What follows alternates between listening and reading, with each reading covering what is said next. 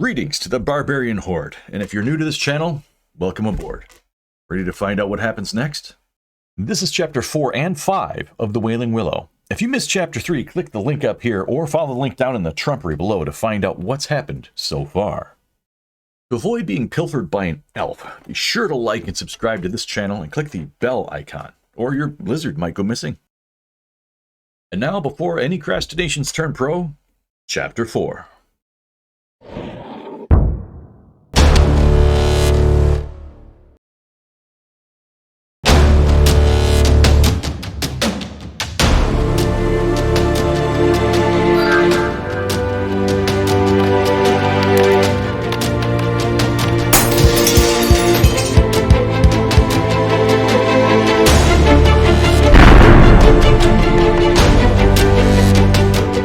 Wailing Willow, written and read by Brian Carey. Chapter 4. As the brothers Dane and Wulfric readied themselves to kill the creature in the cellar, they learned they would not be facing their new peril alone. A red-bearded dwarf, who had been sitting alone, walked up to the bar next to Wulfric Dane and Fidric Coppercudgel. "Greetings, gentlemen!" His hand glided palm down across his body, a standard greeting from a dweller, meaning much the same as when humans wave hello in the palm-forward fashion. "Pleased to make your acquaintance. Me name is Angus Irondome. Have you room for a third on that quest for ship repayment? I too have been, would you blokes put it, pilfered by that nigh fossilized tree princess." Coppercudgel looked the Dweller over, a bit under 5 feet tall, fire-red hair about halfway down his back, thick red beard with heavy braids and a few metal rings, slightly more tan than most mountain dwellers. There were also a few notches cleaved into the edge of the dwarf's angry-looking battle axe. "Irondome, eh? You're not one of us. You're a hill dweller, ain't you?" Fidric observed. "You're a long way from home." "Aye, I'm of the Iron Dweller, being separated from me party during a noble quest of me own. I'm simply passing through and would like to do so with a clean conscience, paying me debts." "And pray tell, what was this noble quest, Irondome?" Coppercudgel inquired. "If you'd allow it, I'd prefer not to disclose as a matter of honor. Now, can I help dispatch this cellar dweller in exchange for a meal?" "I'll allow it," Fidric nodded solemnly. "You three, come around the bar, head back through the kitchen and down the stairs to your task." Wulfric Dane and Angus Irondome headed around the end of the bar when somebody shouted, "Don't let Wailing Willow get you!" "Hey, who said that?" the bartender demanded, suddenly irate. "There's no Wailing Willow! Hear me? It's just a fool legend. That and the name of me tavern. Mostly on account of the legend. And that's it." Coppercudgel spun to face the brothers and the dwarf, who had by now stopped in their tracks. "There's no lick of truth to it. No Wailing Willow, it's just the name of me tavern. We have a deal. Now go keep your end of it. Nothing else to see here. Off you go. Kill the beastie. They're settled and square." After the briefest moment of tacit deliberation, the three heroes headed through the kitchen, filled with cooks and bustling with food preparations. "Nothing to see here," he says.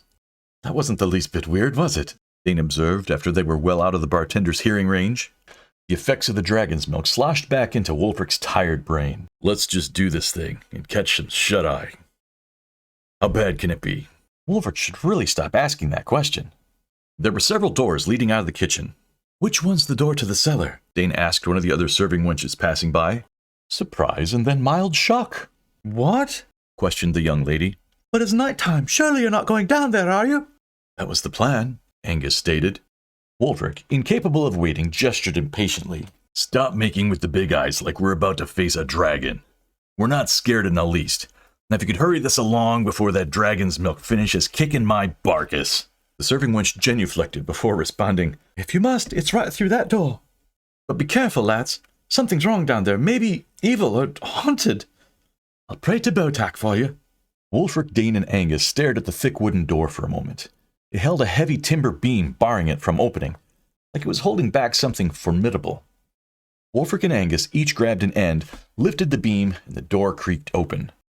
The three of them were conscious of the cooks and servers staring at them with apprehension.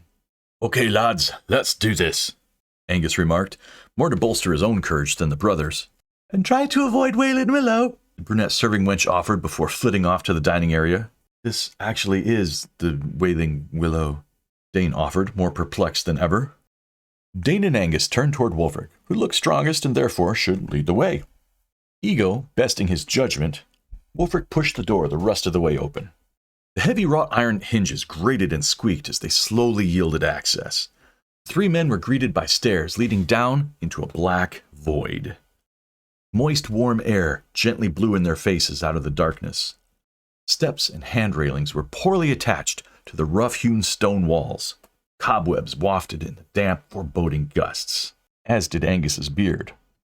The minute breeze carried the smell of fermenting ale, as well as the hint of something foul and sinister. To be fair, it's difficult to describe what sinister actually smells like, but the three adventurers were quite sure that this moist, warm air was indeed chock full of sinister. "For the love of Teskara, close that door!" one of the cooks shouted at them. "Grab us a couple of torches, Dane. We're going to need to see what we're up against." Dane didn't argue. He reappropriated, which incidentally is not the same thing as pilfering, a pair of torches from the kitchen's walls and headed in after the other two.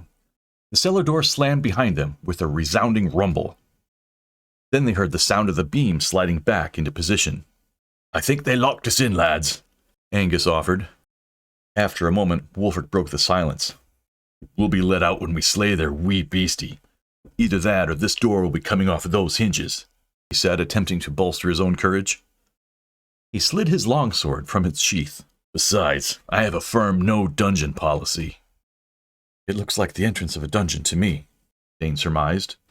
Wulfric glanced about at the stone walls flickering in the torchlight and nodded. "Well, perhaps no stuck in a dungeon policy." Angus and Dane held a weapon in one hand and a torch in their offhand, while Wulfric stood intently listening. It was faint but distinctive. There was movement coming from the lightless murk below. The three unwitting adventurers, resolute in spirit and weapons in hand, began their descent into the black unknown to face whatever creature lurked beneath the Wailing Willow Tavern.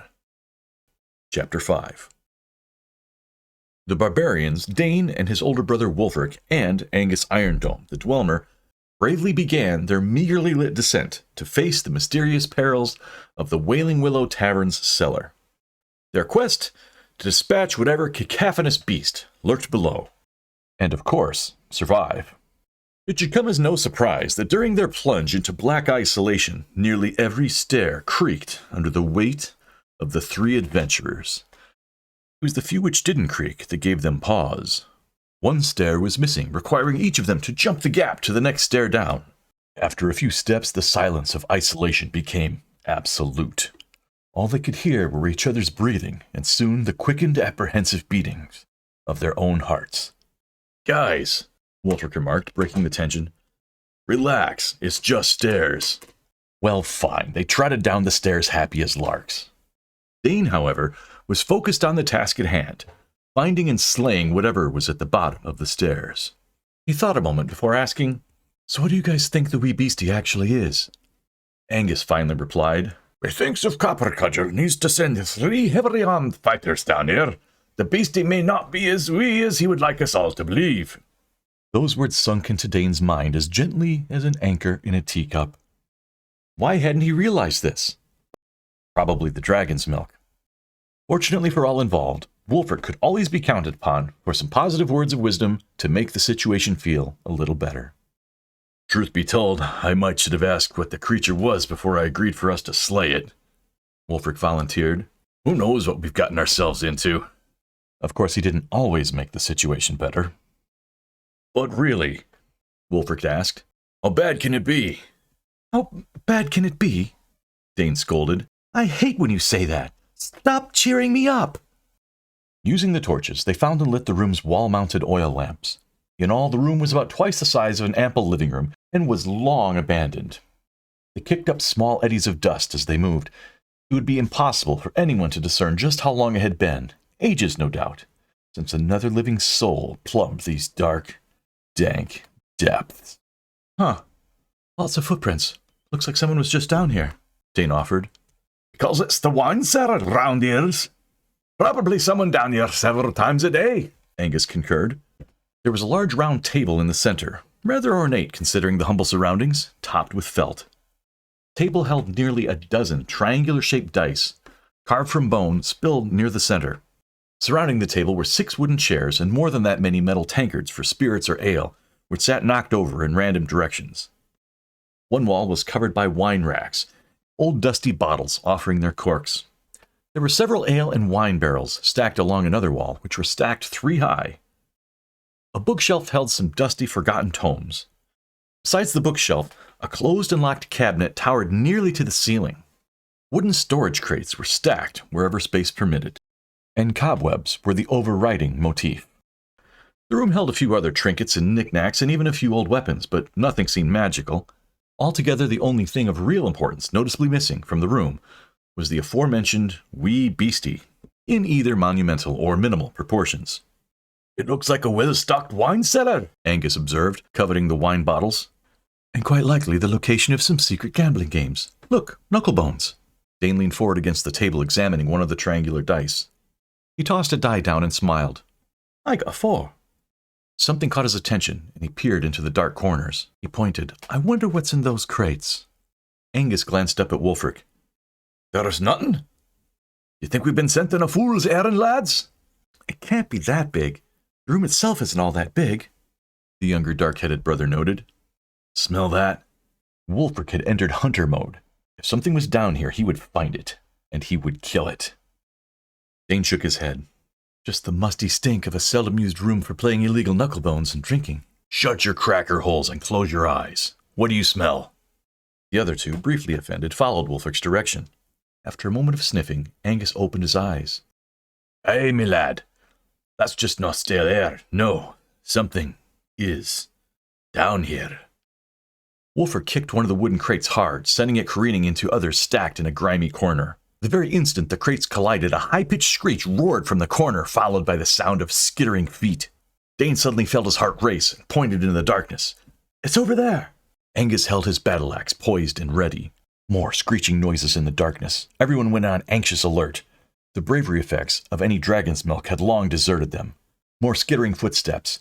All 3 attempted to track the creature by sound. One of the crates scooted away from the wall on its own, bumped by something. Then the sounds of claws scratching wood. Then silence. It was hiding. Wulfric held up a finger, signaling everyone to be still and quiet. No one moved for several intense seconds. No one took a breath. Wulfric focused on the crate, which had just moved. The next few events happened very quickly, quite beyond anyone's ability to process exactly what happened in real time. First, and without warning, Wulfric kicked the crate out of the way and dove sword first toward the location he believed the creature occupied. He was right. For the first time, the creature was exposed. A hairy black monstrosity with long white fangs and black eyes.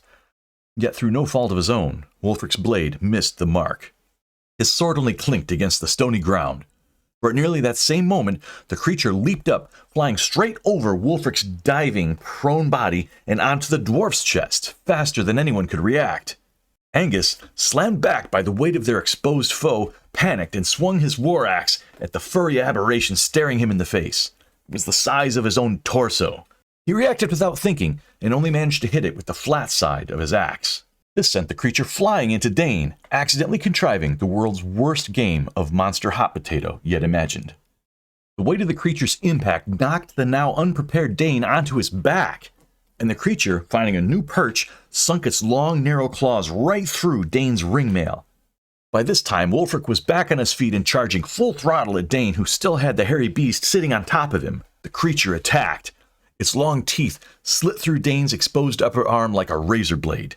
Dane saw and felt his skin peel away from his shoulder and immediately felt shock, pain, and anger. Just before Wulfric could deliver a killing blow, the creature let out another ear-splitting screech. Though his sword was raised, thirsting for the creature's blood, Wulfric halted. Dane stabbed clean through the creature, piercing its center of mass, and nearly stabbing himself through the creature and into his own heart. The 3 of them looked at the monstrosity for a moment. "A rat! My beard! Look at the size of it! That must be 3 or 4 stone in weight!" Angus pointed to the twitching, repulsive carcass clinging to Dane's chest. For comparison's sake, 4 stone is approximately the weight of a bag of feed, a flustered goat, or a mature wombat. Pinned under the rodent's dead weight, Dane stared into the rat's shiny, dead black eyes. White rat whiskers spasmed as Dane shoved the stinking bloody mess off of himself in disgust. He looked at the rat's blood that stained his garments and shivered in utter revulsion. Dane's hands were shaking with adrenaline. His mind replayed the moment of the creature's filthy little feet clinging into him. Track. Giant rat. Its hairless whip-like tail twitched and seized. The creature trembled and quaked briefly before it finally and convincingly died. Rodents of unusual size? I didn't think they existed, Angus mused, stroking his thick red beard. Wulfric unexpectedly threw his head back and let out a massive belly laugh. The other two stared at him as if he'd just up and lost his mind. What's so funny? Dane demanded. That thing sliced me open. I'm bleeding. It could have killed me. The outburst of mirth inhibited any meaningful dialogue until Wulfric managed to choke back his laughter just long enough to get out the words, You screamed like... You screamed like a little girl. and resumed uncontrollable laughter, much to Dane's sudden irritation. I did not scream. Did you hear me scream? I did not scream.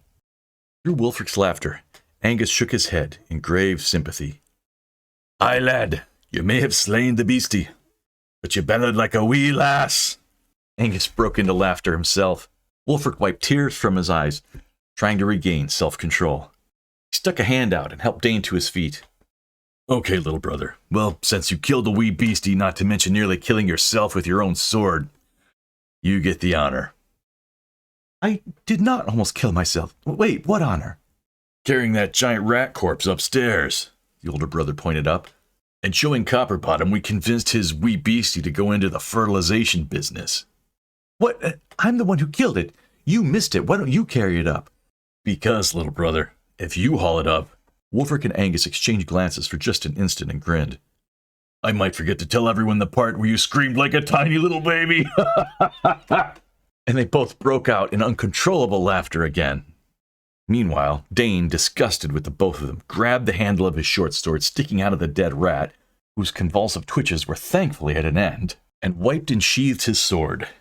Dane grappled the bloody, stinking mess by its nearly bald tail, covered only in pin hairs, and stomped up the Wailing Willow Stairs Tavern with his giant rat trophy in tow. After a few moments of thumping on the kitchen door and vehemently persuading the kitchen staff, via threats of severe physical violence, that there was no risk of imminent personal danger, someone really should have thought that one all the way through, our brave adventurers emerged from the dark bowels of the tavern cellar, victorious. Wulfric, sporting loose blonde hair, cloak tossed over one shoulder heroically, heavily muscled arms on full display, and confident smile, led the way. Angus, axe gleaming, followed. His chest was thrust out, and his chin held high, showcasing his glorious braided red beard. Lastly, Dane, bloodied and dragging what looked like a hairy black trash bag, hauled his gruesome trophy through the kitchen. Oh, disgusting, one cook shouted. Get that nasty thing out of here! What do you think you're doing? Bellowed another. Should we put that on the menu? Asked another. The band of three marched out of the kitchen, past the bar, and into the dining area, still filled with about 40 celebrating patrons. Parading out the dire rat would ensure everyone saw their heroic accomplishment. What the crap is this? Copper Cudgel demanded. Your wee beastie. Pride beamed from Wulfric. Dane was picking odd tiny bits of entrails from his ring mail. Quest complete, Angus confirmed. Now about that room for the night. Vidric Copper Cudgel stared at the carcass, his expression a cross between confusion and disbelief. It's a rat. Indeed, a dire rat. Wulfric smiled heroically. That's all it was. Copper Cudgel began loud-talking again, triggering an uneasy hush throughout the tavern. Let me see if I understand what just happened. I sent you lot downstairs to kill the wee beastie, did I not? You did, Wulfric spoke, feeling slightly less heroic. But I did not ask you to drag a griping dire rat into me dining room. Angus's eyebrows shot up.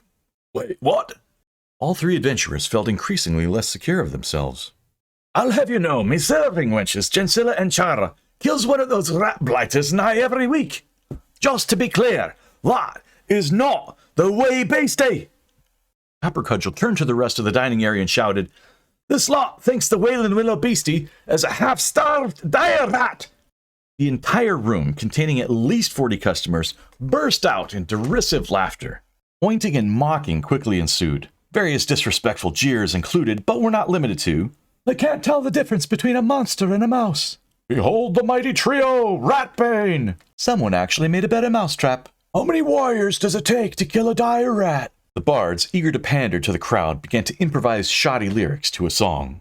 "The blind warriors three, they clearly cannot see the difference between a beast and a rat that is deceased. Oh, they'll never collect their fee." At last, the tavern had something amusing to celebrate instead of the pretense of Prince Heimsk's questionable engagement. While the bards played, the comely serving wench Gensilla looked at Wulfric. Her big, pretty eyes welled up with tears of disappointment. "I thought you were a real man. A man of your word. Such a shame. I would never put my arms around the likes of you." She spun around and hustled off to tables at the far side of the room. Gone were their heroic postures. Instead, Dane, Wulfric, and Angus stood with a downcast demeanor, as if someone had let all the air out of them. "Dane," Wulfric whispered, his eyes trailing Gensilla, "I don't think I could live with myself knowing that angel thinks me any less than a man." Coppercutchel shouted over the rowdy tavern, "Now get back in that cellar and kill the beast, or I swear on Eric I will call the Mercer guards on the lot of you." It occurred to Wulfric to just plunge Coppercudgel through with his sword for such humiliation. Angus Irondome was thankful that, though there were dwarves, no other Iron Dweller were in the tavern to witness such dishonor. Dane simply wished a mage would turn him invisible. Is Angus Irondome friend or foe, and what else lurks in the darkness below? Leave your pronouncements down in the comments and click Chapter 6 when you're ready to know. You know what would be glorious? Sharing this video series with a friend and clicking the like button, the subscribe button, and also the bell icon so you're notified when the next chapter comes out. Whatever's in that cellar is a lot worse than a dire rat. Click right over here to find out who or what. Chapter 6 beckons you. Click it. Click it.